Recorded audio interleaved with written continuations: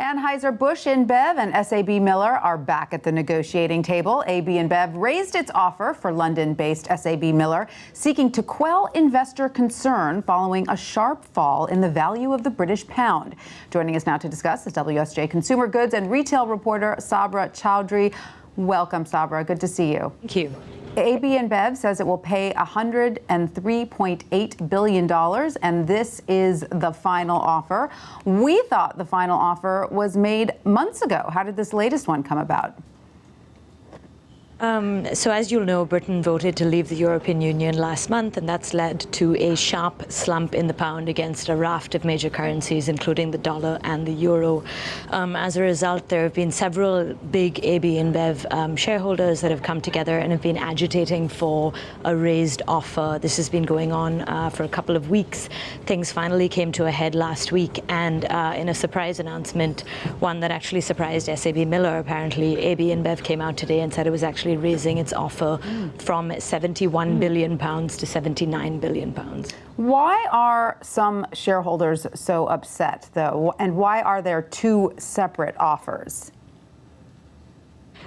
So the deal is structured in a slightly complicated way, but essentially there is a cash component and there is a cash and stock component, and it was designed that way for AB InBev's two largest shareholders, which are Altria, the tobacco company, and the Santo Domingo family, and they get certain tax and accounting, good things happen in tax and accounting for them if they take a cash and stock deal versus an all-cash deal.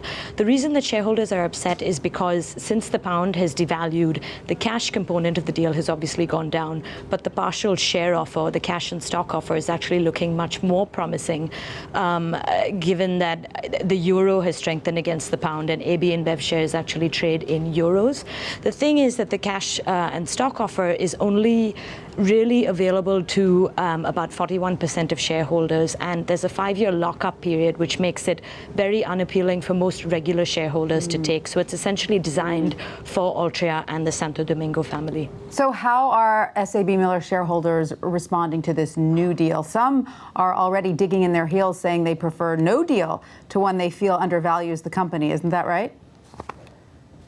So Aberdeen, which is a pretty big SABMiller shareholder, they have about 1.6% of the company, has come out publicly today and said they think the latest deal is unacceptable.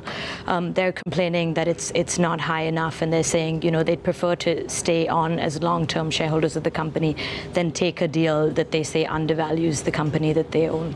Is it possible SABMiller could get a bigger deal from a different brewer?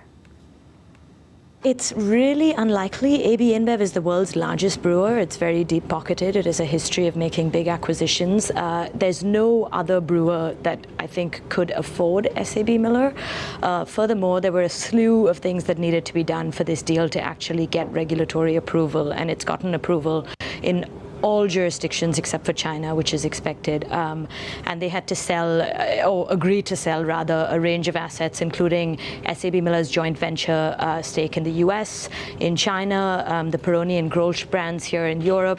So it's really unlikely that they'd be able to do something like this, cobble something like this together again anytime soon if this deal does in fact fall through. Does it look likely at this point that the merger could fall apart? And why is this deal so crucial to Anheuser-Busch?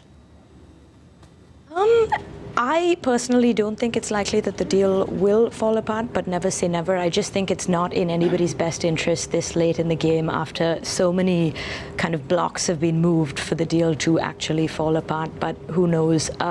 In terms of the deal being crucial for AB InBev, AB InBev's biggest markets right now are Brazil and the US, where beer volumes have actually been declining quite steadily in recent years.